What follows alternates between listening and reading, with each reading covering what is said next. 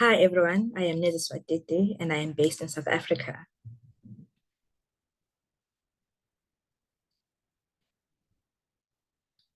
Today, I will be speaking about the decolonizing child psychology praxis.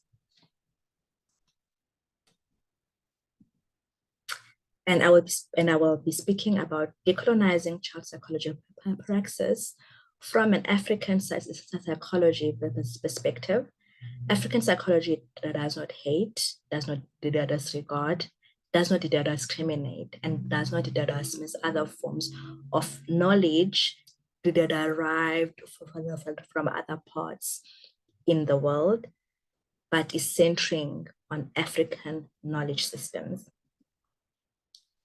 When we are then thinking of psychology using Africa as the base, thus thinking from here, Africa, we mean that we are applying a centering on framework that does not seek to compare or borrow theories and perspectives from other contexts, but foregrounds Africa. African-centeredness or Afrocentricity is a manner of thought and action in which the centrality of African interests, values, and perspectives predominate. Basically, it is a colonizing of the mind. Interestingly, when we speak about African psychology, we have to emphasize Africa or African. Africa, the geography, where we are, African, the people, as opposed to Western psychology, which is mainstream psychology. Now, Western psychology assumes that it is a universal standard. However, it is a Western form of psychology, and it is hiding its Western culture. Hence, we never read Western psychology. We only read psychology as if it is universal, when in fact it is not. When we work with children in research, we need to be collecting data from children about children. Only then is our work centering on children's perspectives. Those findings then will be based on the perspectives, views, experiences of children, and they will center on where children are, the context of children. And those findings will then inform the design of appropriate and relevant policy and practice for children. And for that, the methodology is critical.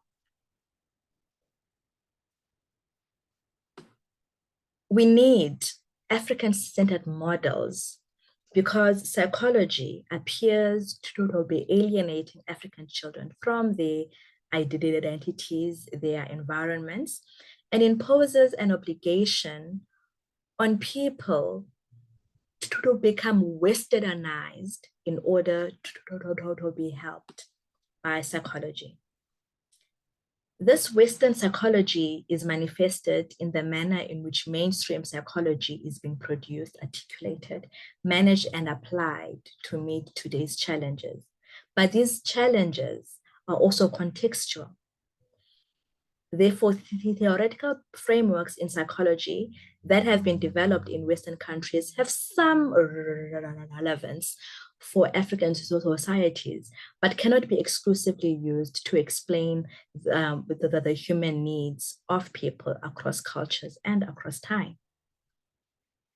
Fanon's move of epistemic city linking and epistemic disobedience from colonial knowledge-making forms of being and academic language challenges us to decenter the Western forms of knowing from psychology and center them on where that psychology is being practiced. When we decenter psychology in Africa from the West, or the North even, we will come to a decolonized trauma theory that attains to and accounts for the suffering of minority groups and non-Western cultures that might then cater for Black children who have experienced child sexual violence or trauma, as I apply in my work. As I mentioned, I will be using my PhD as an example. The title of my PhD was How Children Mimic Meaning of Sexual Trauma.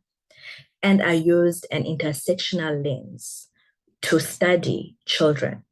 So I knew that the study is about African children and they live in townships. And I was interested in their voices.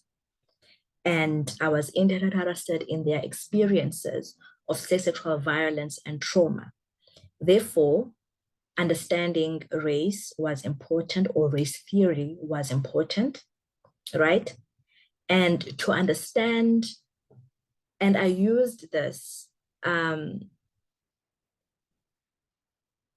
based on the apartheid definitions of race in South Africa, not because I agree with it, but because that is still what is being applied in South Africa.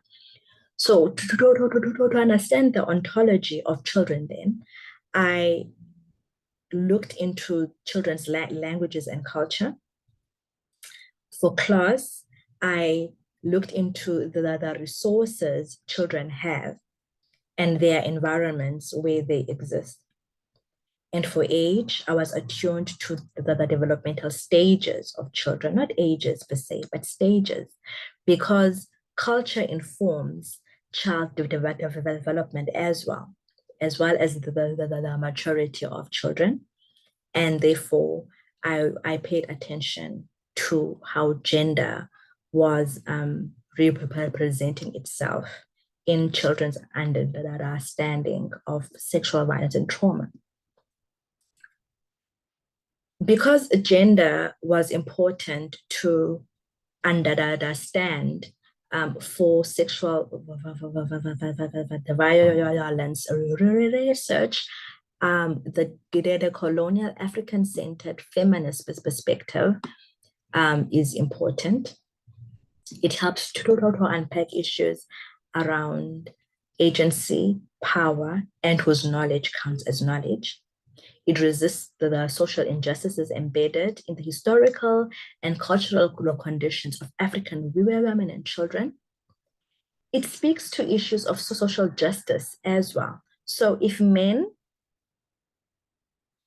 can't speak for women, we don't like that, right?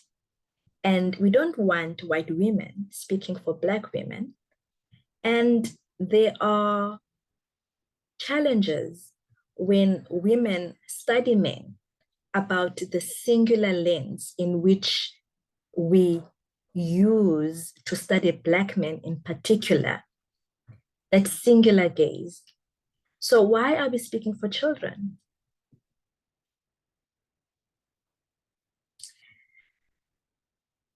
We need to challenge the hegemony of Euro-American centric knowledge that is embedded in colonialism that pretends to be the master of all knowing and all knowledge. And the researcher and the practitioner must be highly reflexive to understand this. There are competing ethical protocols in decolonizing African-centered psychological work. There are tensions and contestations between institutional ethics bodies, African values, and children's rights. Institutional and African ethics are both adult-centric, firstly. They are contrasting between Western forms of knowing,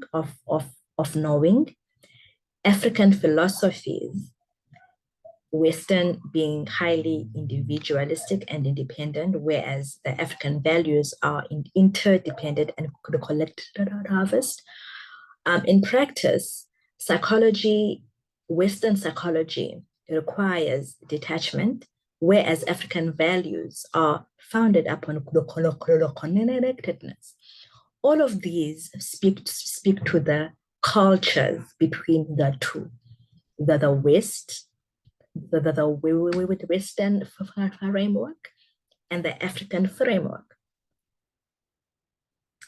So, as I mentioned, these are both adult-centric and they don't foreground, the agency of children. For example, African values value obedience, and Western values value assertiveness, but they are still based on hierarchies between the mother and the child, and the expert and the participant, the therapist and the client. So where does this leave children? At the bottom. Therefore, child rights are very important to also uphold, right? Whereas we do have the United Nations Convention on the rights of the child telling us that children must be included in all matters that concern them, that we should value their voices and agency. This must also be looked at through the lens of the African Charter on the Rights and Welfare of the child, that gives the child the right to express their culture, their religion, and spirituality. So when we're working in African context, we need to apply an African psychology that thinks from Africa, that center on children's voices in Africa, and that uses methodologies and models that empower both African and child-centric perspectives. This means that we need to resist the colonial gaze. And this is done by respecting cultural diversity, working within boundaries of institutional codes, honoring cultural values, and upholding children's rights. All of these must be in parallel. We therefore need to, and we also need to build trusting research and therapeutic relationships, and always be deliberate about reflexivity and be considerate about people. A decolonizing psychological research and therapeutic practice with children is therefore a humanizing act that values and upholds human rights and is also an ethical practice. Thank you.